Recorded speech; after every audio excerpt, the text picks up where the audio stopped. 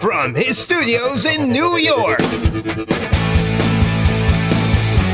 it's time for Wake Up Call with Dan Tortora, where sports meets life.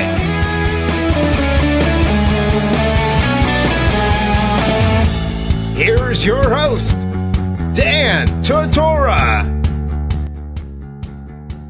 Welcome here to Wake Up Call with Dan Tortora on wakeupcalldt.com, your one-stop sports shop, and on mixlr.com/wakeupcalldt. Always proud to have you here every Monday through Friday, 9 a.m. to 11 a.m. Eastern Time. Set that dial, get it ready, and anywhere you go, wherever you are, the internet is everywhere now. So wherever you're listening, Wi-Fi, on the whatever data, 4G, 5G, 8G, 12G, whatever it is at this point. Thank you for tuning into the show. You can listen in to Wake Up Call with Dan Tortora from anywhere in the world by going to the homepage of wakeupcalldt.com. You can also go to mixlr.com/wakeupcalldt, and the archive on wakeupcalldt.com of over 1,000 shows is available to you. You can listen on Spotify, Stitcher, TuneIn, iTunes, YouTube, and so on and so forth. So make sure that you take the time to listen in to the show and listen back to your favorites as well as anything you may have missed. So thank you to everybody that's tuning in. Today we got a jam-packed show. I'm excited about how we're starting this thing off and how we're carrying it through. Jason Leone, Oswego State Lakers men's basketball head coach, joining me right here in 1 second. And then from there, Eric Cerrone of the OCC Lasers men's basketball program will be joining the show. And then from that moment, we will go into the second hour of the broadcast, speaking on the national championship and what you guys thought. We had so many people vote, a lot of people who sent in their predictions, so we're going to get into all of that. And did I get the game right? Did I choose the right team? We'll talk about that as well at 10 a.m. Eastern Time, and we'll finish off the show with the ingredients to success, proudly brought to you by Utica Pizza Company, and it's a Utica thing. So, plenty coming up here on the broadcast, and we're starting it off with Jason Leone, no stranger to the show, from Oswego State and this Lakers men's basketball program. With that being said, Jason, how are we doing today? I'm doing great, Dan. Enjoyed the game last night. Awesome game. Happy to be on the show this morning. Absolutely. And when you go back to that game, and I figured that you watched it, I know you're a sports fan of all different pieces of the sports world. What did you think about the game? I mean, Clemson, it was back and forth. Tua Tagovailoa made a mistake at the beginning of the game, and Clemson scored. There's 14 points scored between the two teams in less than 3 minutes to start the game. It feels a little bit like a seesaw. Alabama finally takes the lead 16-14, and then all of a sudden, after that, the doors blew completely open on this game, and it was all Clemson from there. Well, I thought it was an incredible effort by Clemson. They were clearly very focused, and I think it's a hard thing in sports. Alabama has been so dominant, and not only throughout this year, but throughout the last decade in college football. I think that's really a challenge for Nick Saban year after year to keep the guys grounded. And then I've always felt it's easier to be playing as an underdog than it is as the favorite. And now Clemson's going to shift roles, and they're going to have to deal with all that going into next year, where everybody's going to be, telling their guys how great they are, and they're going to be dominant at the beginning of last year. And to sustain that throughout the year, look at both those teams are clearly the best two teams. I watch a lot of sports and television and shows like yours, and the fact that people are insinuating that it gets old watching the two best teams play every year, I think that's ludicrous. So I thought it was an incredible game. Clemson did a great job. I don't think it was at all an admonishment on Alabama. I thought it was more about Clemson and how well they played. I think they really shocked Alabama with their talent level and how well they had the ability to play. So unbelievable performance for sure. And just some crazy things that are here right now. And like you said, it's not an admonishment of Alabama so much as it is, praising Clemson and what they did. One of the top 10 trending things right now on Twitter, and we all know that Twitter can get a little bit interesting, but one of the top trending things is the hashtag Fire Saban. Nick Saban, to me, could never be fired even if he had a terrible year. This is the thing, but see, this is how I look at it. Okay, Syracuse is happy to go to a bowl game. They're elated that they've won 10 games. They're happy that they beat their rival. They're just happy to be back in the postseason. And then when you are a fan base that wins all the time, you lose one game, you go 14-1. You go 14-1, you lose the national championship, you're in the national championship all the way through. I mean, from the institution of the college football playoff, you're in the college football playoff, you're in the championship, you're winning championships, you come back and beat Georgia last year, and yet there are fans this morning that have put this hashtag out enough that it's one of the top 10 trending things right now. Thoughts, Jason Leone, on the Fire Saban notion that apparently these spoiled Alabama fans feel that they should say this morning? I got to think part of that's a joke. That will be my guess, because Nick Saban is not comparable to anyone that's actively in his profession. He's at the point in his career where he's compared to people that are before him. He's in this category of the Woody Hayeses and the Bo Schembechlers and that's who he's compared to. And that's not, Dabo Swinney, I guess, became the second coach last night, the active coach that has more than one national championship. Like, that's not a shot at him. It just is like, to give you a point of reference, which it's your job, is, Dabo's got 2. Saban's got, 6 championships, national championships. That's 4 more. That's unbelievable. You can't even say that out loud without just, raising your eyebrows and saying, he is at the top of his profession. And I think once you are at a level in your profession where you're compared with people that you're not even currently coaching against, that just says it all to me about how great Saban is.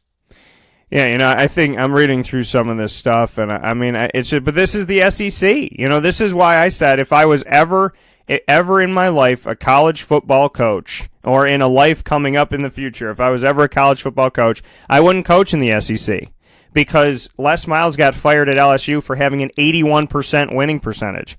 You lose, and why did he get? He got fired by the boosters after what? They lost 3 games in a row for the first time in 40 years or 60 years, whatever it may. It was the dumbest. They lost 3 games in a row in one season for the first time in this many decades. Who the hell cares? The guy was 81% effective.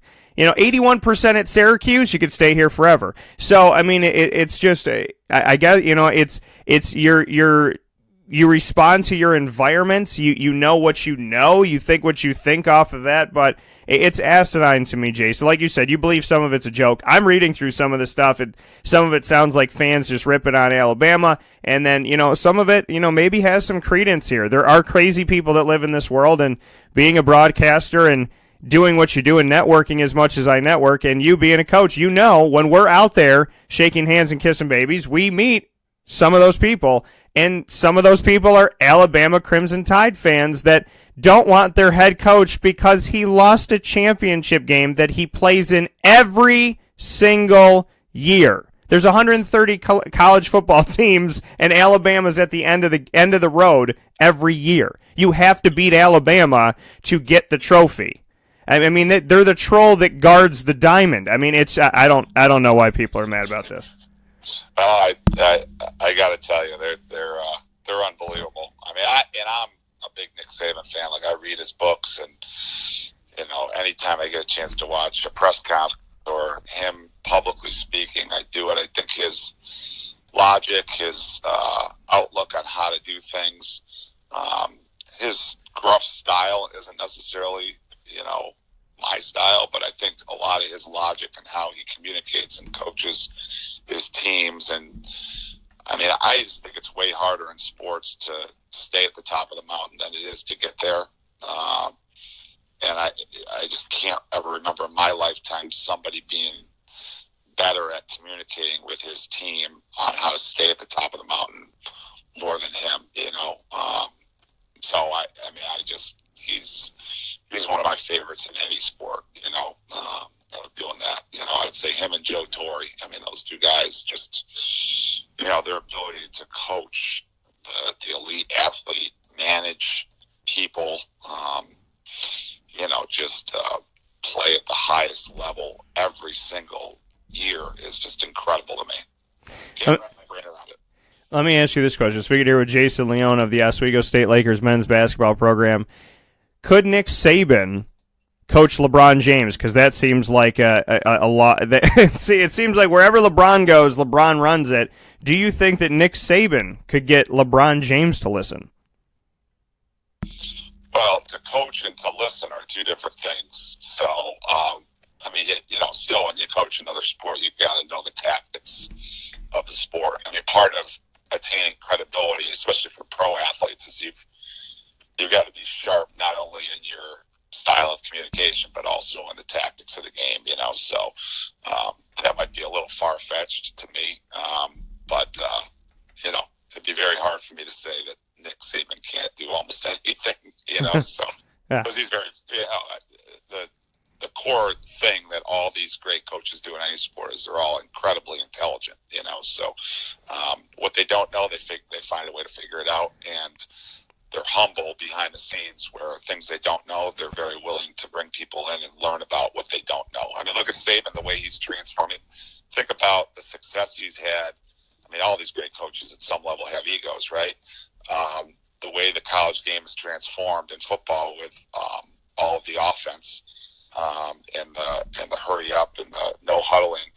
And Saban was, if you watch his teams at Michigan State and LSU, he was, I guess I would say, a little bit more old school in his approach offensively. And now you look at the way his teams have played, in particular the last 2 years offensively. Man, that's a hard thing when you're in your 50s and 60s. I don't know how old Nick Saban is. To completely change what you're doing, I think that says a lot about his innovative thought process and putting his ego on the shelf to have people come in and help him, change in a good way. Well, and here's the thing, you look at Brent Venables and you look at the staff of Clemson and Dabo, Clemson's ability to keep them all together and keep them happy. And in Nick Saban's case, that there's guys that, like you said, bringing guys in, but then they leave. How much does that play into this in your mind? Because, the commentators were praising and applauding those coaches that are under Dabo Swinney in the game that happened in the national championship. They were praising those guys and what they did and, how they were running everything. And then, the fact of the matter is, on the other side of things, Nick Saban doesn't always have that continuity. So, what do you think about that and how much that plays into being a champion and being at the top of the mountain but not winning this time around? Do you attribute that to the fact that, Clemson has a little more continuity than Alabama does? I mean, maybe, but I think sometimes you just get beat. I don't think last night's game should be attributed to something Alabama didn't do. Now look, they're competitively speaking going to sit there and say we didn't do this, this, and this. But sometimes, my parents always taught me, sometimes in sports, one of the hardest lessons we have to learn is you do everything right, you work your tail off, and then you still don't get what you want, right? So it's like,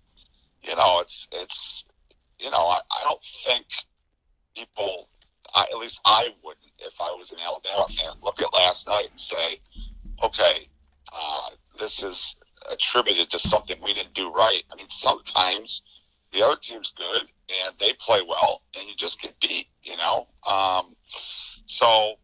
I do think a very important part, to your point, of sports is whenever you can have continuity. I mean, just look at these schools, right? Like Greg Schiano, I saw got let go yesterday. He was making, I think, $1.5 million a year as a coordinator. I mean, you look at before, for instance, I'm a big Syracuse fan. One of the challenges when you're at a program like Syracuse is keeping your assistants, I would imagine, and probably keeping your head coaches. And it sounds like Coach Babers got paid. Hopefully he's gotten paid, assuming knowing that he's staying now. I think the amount of resources those places have to keep their coordinators and keep continuity, I think is a big part of success, especially at the highest level, So I do agree with you in that point, but I'm not sure that really was the number one factor in what happened last night with the result. Speaking here with Jason Leone, Oswego State Lakers, a men's basketball head coach, and you talk about the fact that, hey, you could do everything right, and sometimes the team on the other side is good. Well, your team is pretty good this year. 11 games that you played so far, starting things off, and have a record of 9-2 as we step forward here and as we stand here in 2019. Just what you could say about the team so far. Your only 2 losses came in Atlanta, Georgia, at the end of 2018 in the Emory University Classic. Before that, you started off the season with a 9-0 run. Just the thoughts on the season so far? Well, it's going very, very well. I really have enjoyed coaching this particular team. Coming off, a down year for us at 14-13 last year, where we did play well at the end of the year.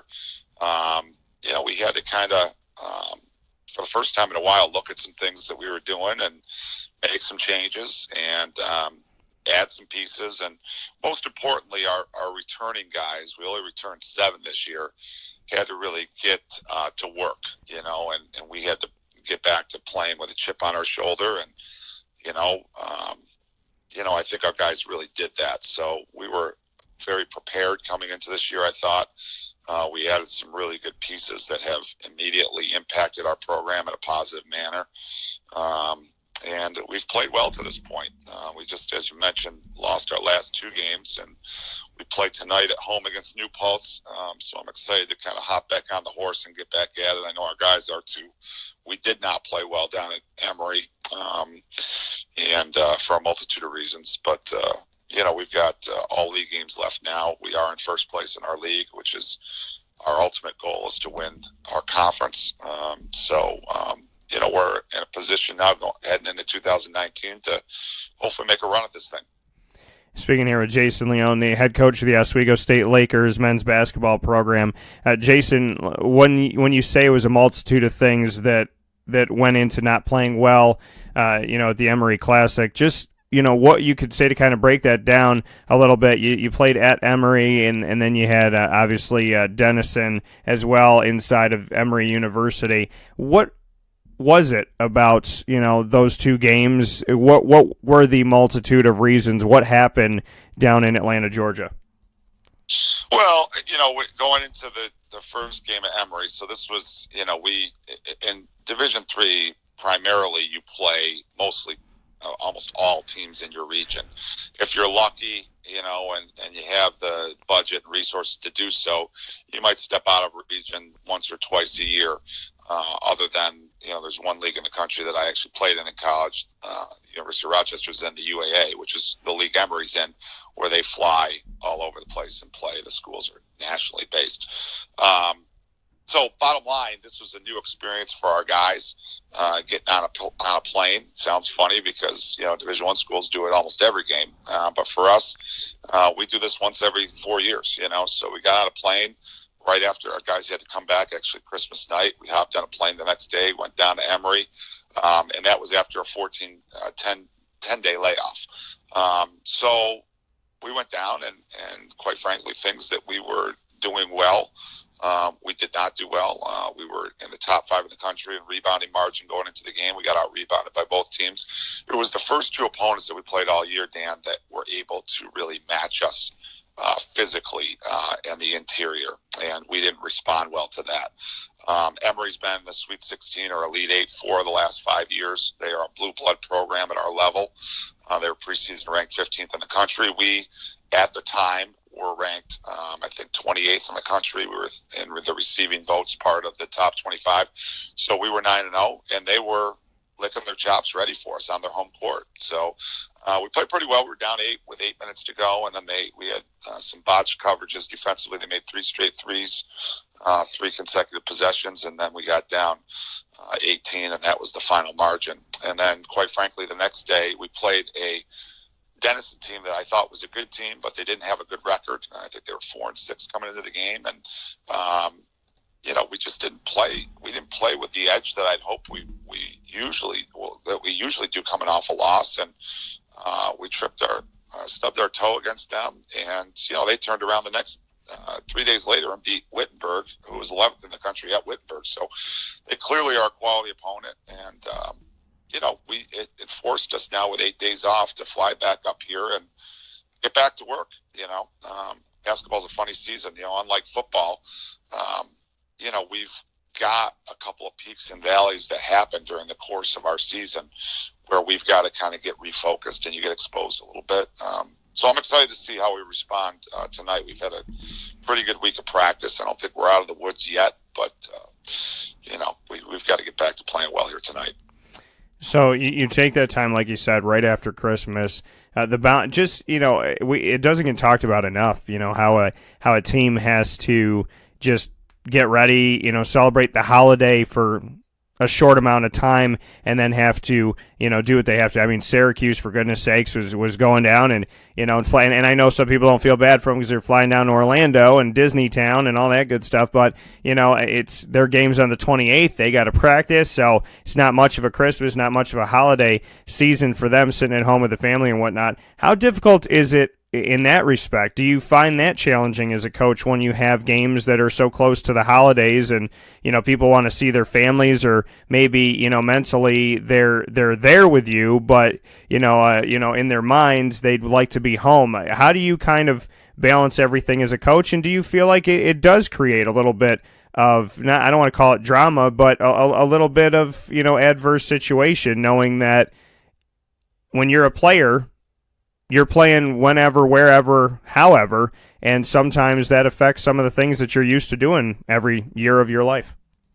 Yeah, I think it is, especially for freshmen, right? So, like, a lot of times if you have a really good program, freshmen aren't playing as much, you know what I mean? So then they got to come back. They're not getting tangible results with playing time. And for us, we've got 15 guys on our roster this year, and 6 of them are freshmen, and then we've got 2 new guys.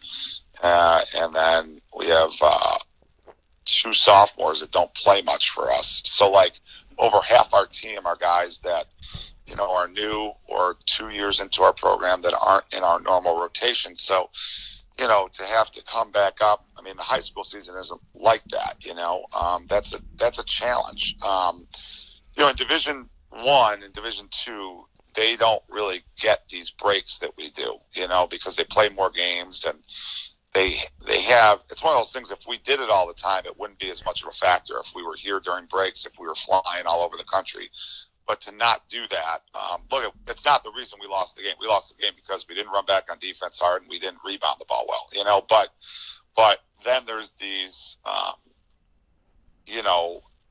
extraneous factors like that we do deal with it at our level of, guys being away from their families, and, they're up at our school and there's not much going on for the month. Like, we don't start classes until the 28th of January. So that's a 4-week period that we've got to, keep our guys in a routine as best as possible, So, it's a challenge. It's a challenge to do that. The longer you do it as a head coach, you find different ways, and you experiment every year with different ways to keep your guys engaged. But it's a challenging type of year, so time of year. So you got to deal with it. Nobody's going to feel sorry for us, That coming from Jason Leone, Oswego State Lakers men's basketball head coach.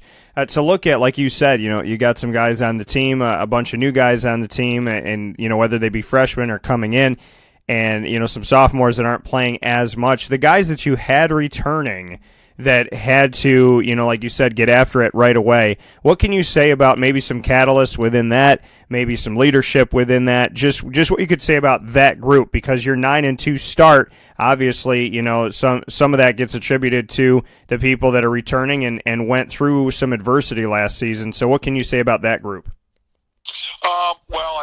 Very pleased with their preparation going into this year.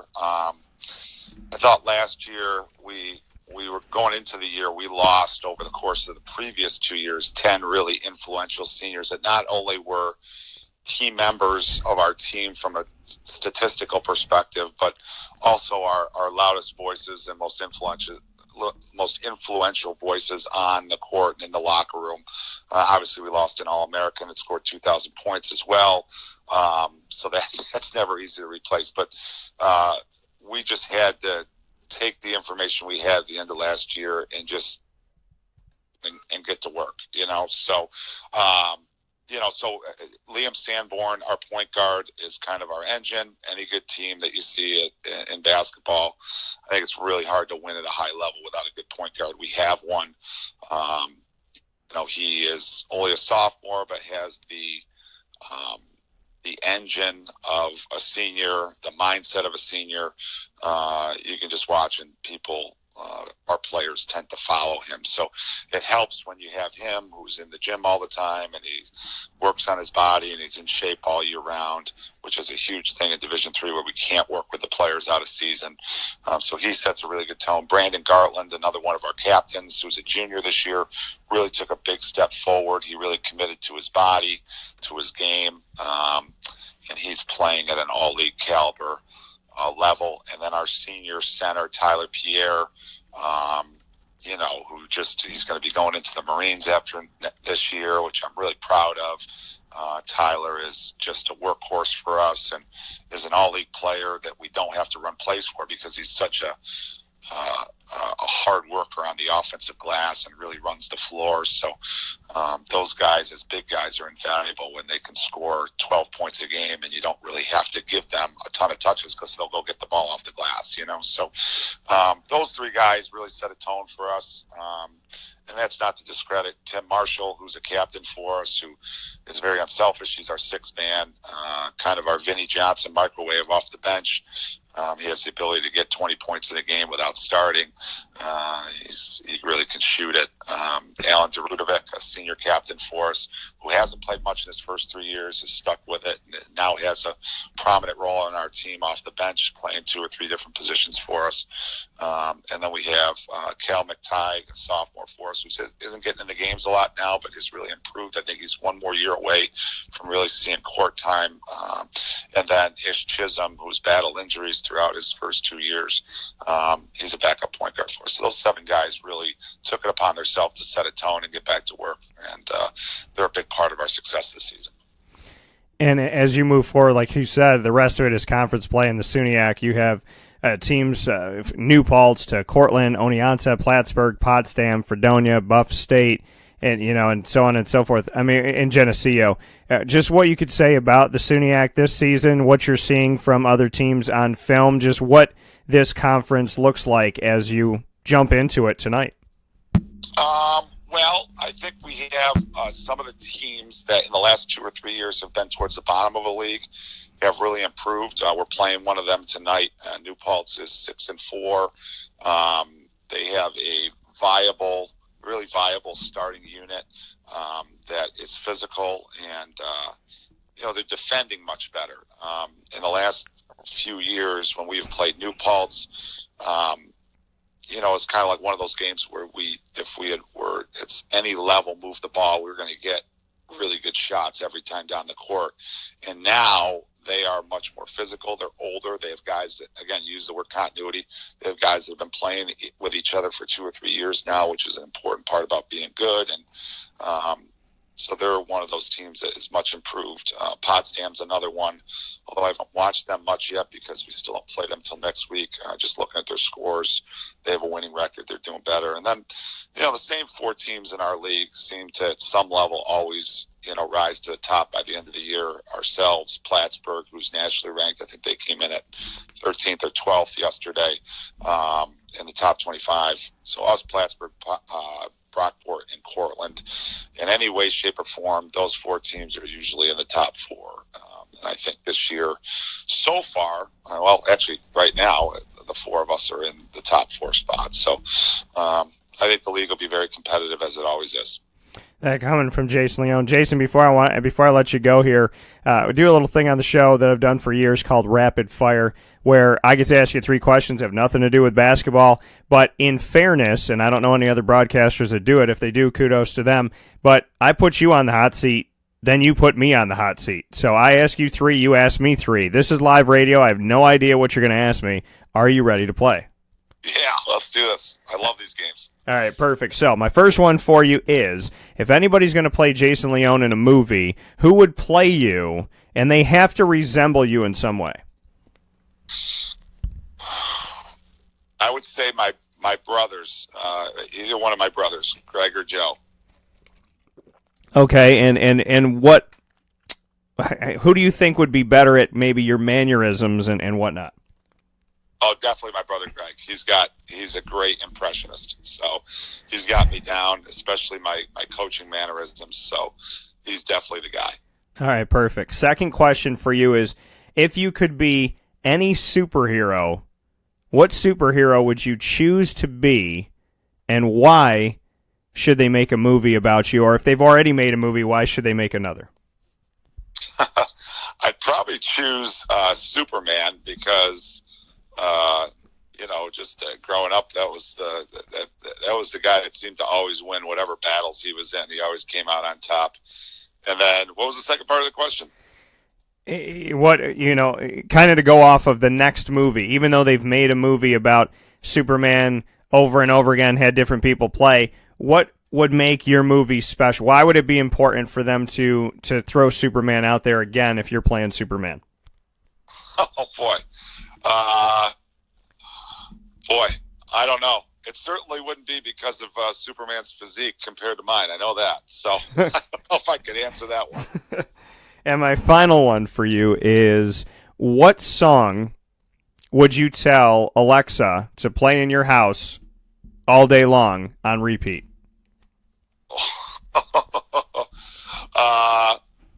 Anything by NSYNC, believe it or not. It's fair enough. Listen, my friend Jimmy Roberts, I got to shout him out. We went on a road trip when I was covering the Jaguars-Steelers AFC divisional game, and he's like, I got music for you. And he's like, put on your Bluetooth, and he puts on the music. He's got every boy band song from the 90s, 2000s. He's got all of this stuff all the way through, and he knew every word, and I knew every word, and I wasn't ashamed of it at all. And, to the female life that was in the car, they looked at us like we were nuts, but you know what? Life is life, and I appreciate a man who could admit the fact that not only does he like the music, but that he knows the words to the music as well. Yeah, well, very close second, my players will tell you, because they get a pretty hard laugh out of this, would be something by Wu-Tang Clan, too. So I go the gamut. I go a complete 180. So they would. That was my stuff when I was growing up a basketball player. And that's what one of my buddies said to me. He goes, "You're the only person in the world that can sing a Boyz II Men soulful song, and then Biggie comes on and you want to rap Biggie." He's like, "I don't know how you bounce between the two, but you live in that world." He's like, "You listen to Drake, you listen to Lil Wayne, and then all of a sudden you're listening to Phil Collins." And I was like, "Yeah, I got an appreciation for all music." So you're a musical renaissance man. There you go. You got to do that. You got to have the pipes for something other than broadcasting. So no doubt. All right, Jason, you got 3 to ask me. What do you? All right, I got you. All right, I get 3, right? Yeah, you get 3. Okay, who's your favorite? Who is your favorite person? That maybe not person. Your favorite interview that you've ever done. Who was it? Oh man, my favorite interview that I've ever done. Well, I'm proud to say that we have had many voices on this show, and oh man, I would say,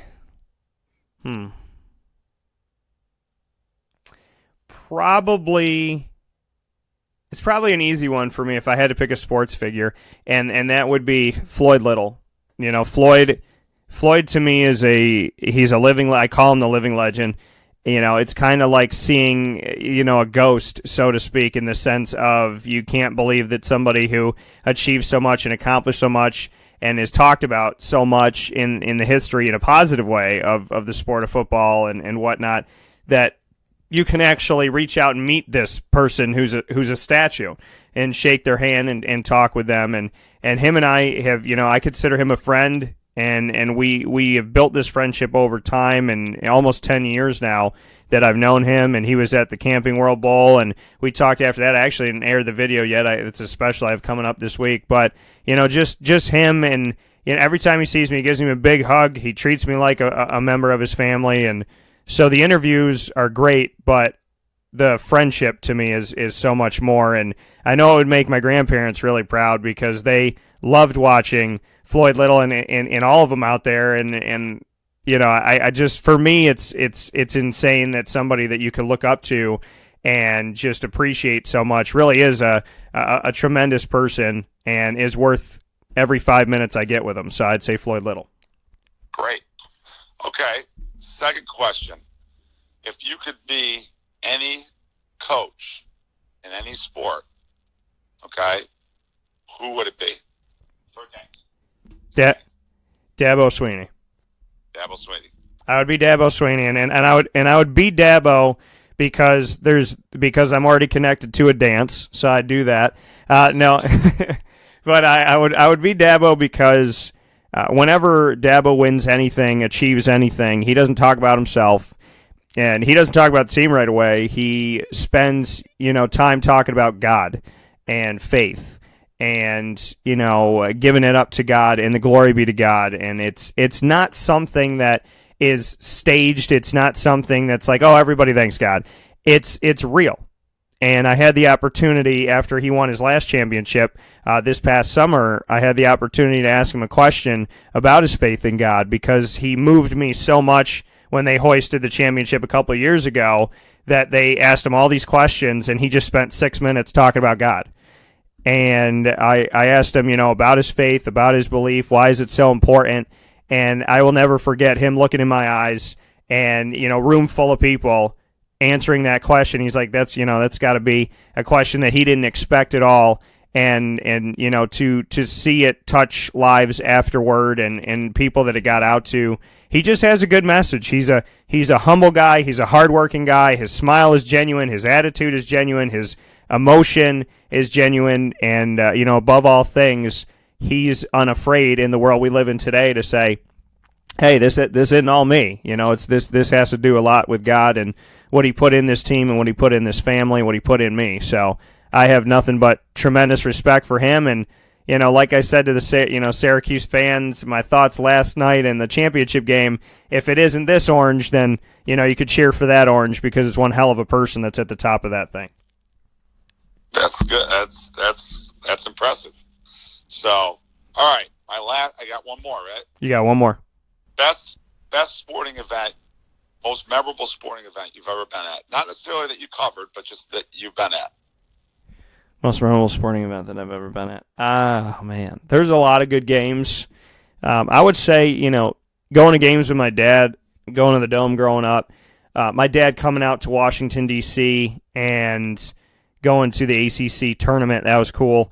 But I would have to say two of the ones that are really, really up there, and I did cover them, but it's just in general, the AFC divisional game of the 2017-18 season and the AFC championship when I went to Pittsburgh to cover Jacksonville and the game as a whole, and then I went to Foxborough to cover the Patriots and Jaguars game because for as long as I've covered the Jaguars, which is now on-site, on location for the better part of a decade, I never had that experience. I came in right after they had gone to the playoffs, and so I had not been to a playoff game covering Jacksonville the entire time until last season.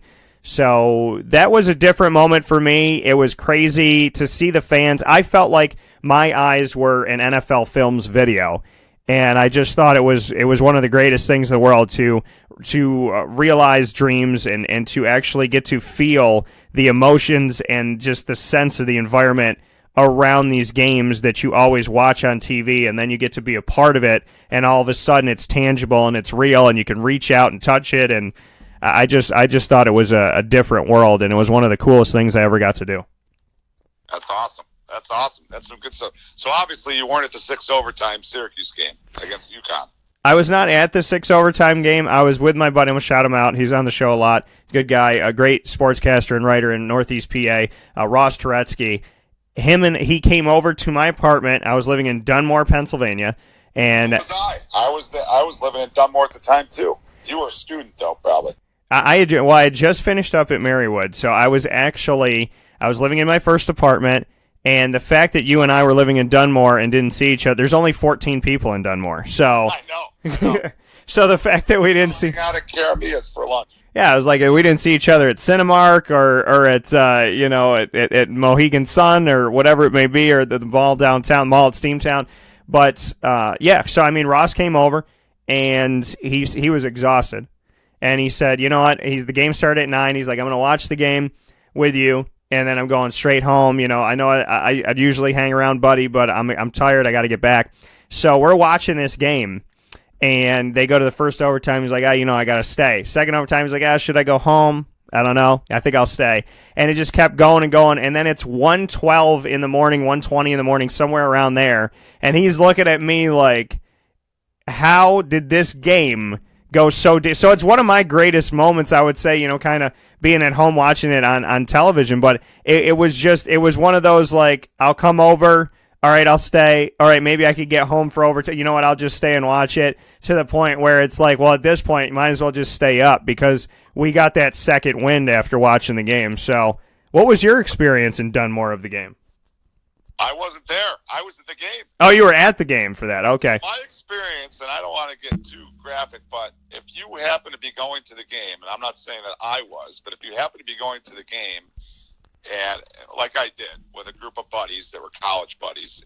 And the funniest thing was, like, you go and you think, obviously, you think it's going to be over. And then Devendorf hits the shot. He gets up on the scorer's table.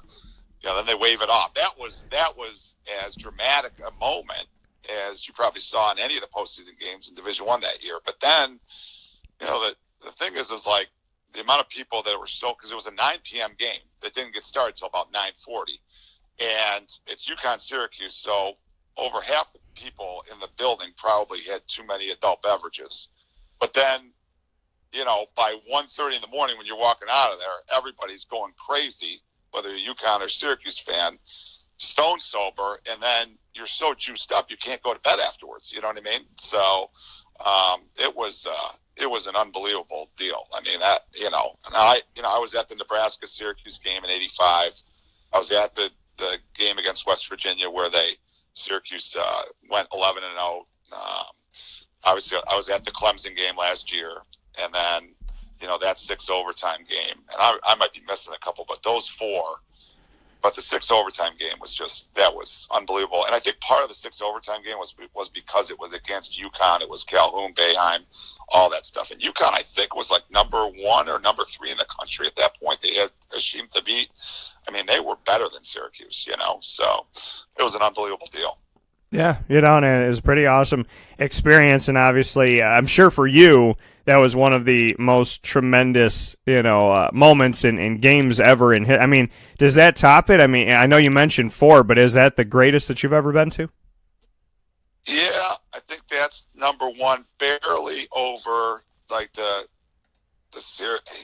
Syracuse West Virginia game. I know it. I mean, when Michael Owens scored that 2-point conversion, I think that's the loudest I ever heard the Dome in basketball or football ever. And Syracuse the year before was coming off a year that was, I think the year before they might have been in the Cherry Bowl. So they really weren't on the map, and they came back and drove down and they got the 2-point conversion is because they went for 2 instead of the tie. It was such an unbelievable deal. That was a memorable team that there was a lot of side stories with that whole deal, but I don't know. That game was probably second, but then the Nebraska game was unbelievable because at that point in time, Tom Osborne, Nebraska, they were unbelievable. I mean, it was in '85. I was only 9 years old, but I just remember the game. It was such a treat to be able to go to that game with my dad and my grandfather. But that 6 overtime deal was just because it was UConn, and then to watch it afterwards, the job that Sean McDonough and Raftery and Billis did on the game, that was awesome too. You know what I mean? Like, those guys were unbelievable. Where, like, even if you weren't at the game, you got the treat of listening to those guys call it. It was just incredible, So, kind of a fun deal, And the thing is about this, if you'll remember, Dan, is Johnny Flynn got MVP of that tournament, and Syracuse didn't even win the tournament. They lost to Louisville in the final, and it's very unlikely for somebody to get MVP of a tournament if their team doesn't win it. So that's how good Flynn was in that tournament. Yeah, and it was absolutely tremendous. And I actually got to meet Johnny Flynn at Summer League down in Orlando after he had played in China, and got to finally speak with him. But there's some tremendous history in Syracuse football and some absolutely, or Syracuse football, Syracuse basketball, absolutely crazy moments, and it seems like they continue to happen. They continue to be there. I know the team this year, there's a hope that some of those positively crazy moments are going to happen. Jason, before I let you hop out of here, do you think that, Syracuse basketball, I mean, what is your take at this point? Do you think that there is a lot of gas left in the tank? Is there a lot that we haven't seen yet? Is this team just, kind of trying to mesh and find their groove? What do you think about the team so far? Because I know, you're out there coaching, doing your thing for Oswego, and I know as, a CNY native that you're paying attention to what's going on as well. Yeah, I watch every time that I can. I watch it. I'm a big fan. I might be going to the game Wednesday. I think they got dealt a bad hand with Frank's injury. I think that, I've just always been a big believer when, your point guard, let alone a senior point guard, that's very hard to overcome, and I think what that did was that really moved some people around, and they got off to a bad start offensively. I know, I'm not in any way, shape, or form. I don't watch it enough to know, but you're moving Tyus over to point guard. He's not really a point guard. The Jalen Carey, I guess, got hurt in one of the exhibition games or in practice before the exhibition games. They had so many moving parts, right? And then on top of that, the expectations of having 5 starters back, it just takes time, And if you really look at it, they had, they didn't play as well down in New York City, but they didn't have Howard, I don't think, down there, and the guy that played for Oregon, that big kid, Bull, is unbelievable. And it's the second day of the tournament. And I got to be honest with you, Buffalo's really good. And then Old Dominion, I know it was hard watching that game from an offensive perspective, but they're pretty good. They really haven't had an awful loss. I just think what you're going to see, typical of Syracuse teams, is they're going to understand how to play in February, March. And the thing that anyone needs to understand by now is that Syracuse's tactics are built for February and March. So when they get in the tournament, because I think they're going to be a tournament team, they are going to be much better than what their seed probably will be because of that zone, and I think Tyus Battle and Howard will continue to get healthier and healthier, and Brissett, those guys have been there, they've had success. So my opinion about Syracuse is I think you're going to see them continue to get better and better,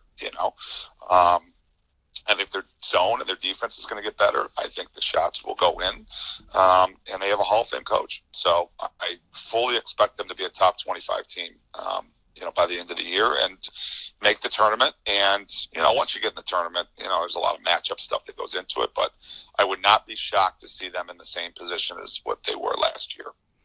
That coming from Jason Leone, Oswego State Lakers men's basketball head coach and a CNY native. And we have obviously a 9-2 Oswego State Lakers team that is 7-0 at home, and they will have the opportunity to defend that tonight, January 8th, at the Max Zeal Stadium at 7:30 p.m. Eastern Time against New Paltz. They'll be on the road for a couple before they come home for January 18th, a Friday, up against Plattsburgh, and they'll be home for a long stretch of 4 straight home games, and they'll play 5 of 6 at home from Plattsburgh all the way down to their February 2nd game on the schedule against Cortland inside of the SUNYAC, where they're already 4-0 in the conference.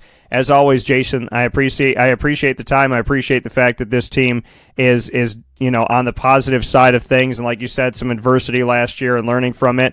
I know it's early on in the season, but obviously, I'm hoping continued success and positivity, and I look forward to have you back on the show very soon. Thank you very much, Dan. It's always great to talk to you. I hope you and yours had a great holiday season, and I appreciate everything you do for Central New York and for coverage for our program in particular. Absolutely. Well, I look forward to seeing you soon, and obviously keep doing what you're doing, and God bless for tonight and moving forward. Thanks, Dan. Bye-bye. Take care. that coming from Jason Leone one more time. Oswego State Lakers men's basketball head coach. I promised you in the first hour as well, OCC's Eric Cerrone. We're going to get that ready and set for you, ready on the line here. So we'll take a fast break. We'll come back. Eric Cerrone, OCC Lasers men's basketball head coach, coming up right after this. Thank you to Jason Leone of Oswego State. Once again, the team is 9-2, 4-0 in the Conference of the SUNYAC already. The rest of their games of the regular season are all SUNYAC games, and the 7-0 winning streak they have at home right now is carrying into tonight's game against New Paltz, and a hopeful continuation of that and to get to double-digit wins as they move forward. The only two losses that they had were at the Emory University Classic, as we spoke about, against Emory and Denison in Atlanta, Georgia. Before that, they started the season off on a 9-0 run, and they have an opportunity to keep things going in a positive style from here. So make sure you head out to Oswego if you can tonight, and we look forward to everything that's coming up with Jason Leone and this Oswego State Lakers team. Take a step aside. We'll come back with men's basketball in the community, continuing with OCC Lasers men's basketball head coach Eric Cerrone. This is a wake-up call, fast break. Carvel DeWitt, it's what happy tastes like. Do you know why? Because we make ice cream. Creamy, rich, flavorful ice cream. Not yogurt or iced milk like some of our competitors. Ice cream. Fresh, by hand, daily. For the calorie conscious, we have something new for you. Our new Carvelite. Same great flavor, creaminess, and texture of our regular ice cream with only 35 calories an ounce. So whether you want an ice cream cake, flying saucer, dasher, carvalanche, hard or soft ice cream, we will satisfy your craving with our fresh, handmade regular or new Carvelite ice cream. Carvel DeWitt. It's what happy tastes like. Clothing that will change with you without you having to change. DreisigLady.com, DREISSIG Lady.com. With the Bamboo line Relax Fit clothing as well as the Athletic Fit clothing, DreisigLady.com is fit for any woman, any time of the day, anywhere. Whatever you're doing, whatever your day commands of you, command yourself to feel comfortable in Dreissig Lady Apparel. DREISSIG Lady.com. For all the women out there, feel good in what you're wearing and don't feel like you have to constantly change throughout the day. Whether you're a stay-at-home mom, a business owner, going for a jog, going for a meeting, or just relaxing at home, DreisigLady.com is the right fit for you. DREISSIG Lady.com.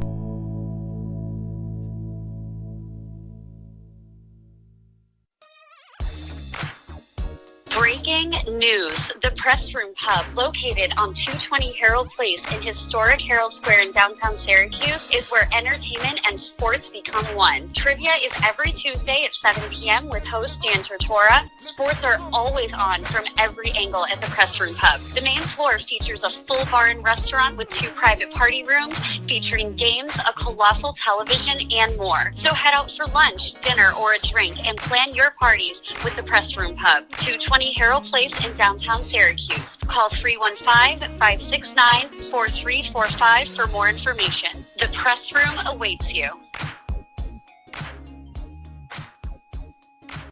Thank you so much for listening into this Oswego State special on Wake Up Call with Dan Tortora. Make sure you're listening in live to Wake Up Call with Dan Tortora every Monday through Friday from 9 a.m. to 11 a.m. Eastern Time on mixlr.com/wakeupcalldt, and on the homepage where the MixLR feed is embedded as well. You can listen to Wake Up Call live Monday through Friday from 9 a.m. to 11 a.m. Eastern Time on wakeupcalldt.com. And you can also see the archive of all the shows, over 1,100 shows in the archive. You could check them out by going to the Podbean app, which is right there on wakeupcalldt.com. You can also check out Wake Up Call on Spotify, YouTube, iTunes, the RSS feed, Stitcher, TuneIn Radio, and so much more. You can find us on Facebook at WakeUpCallDT, Twitter at CallDT, and Instagram at WakeUpCall_DT. Thank you so much to Jason Leone of Oswego State and all of those involved with Oswego State Athletics that have been on this show and will be on Wake Up Call with Dan Tortora. I appreciate you very much, and God bless to each and every single one of you. I'll talk to you soon.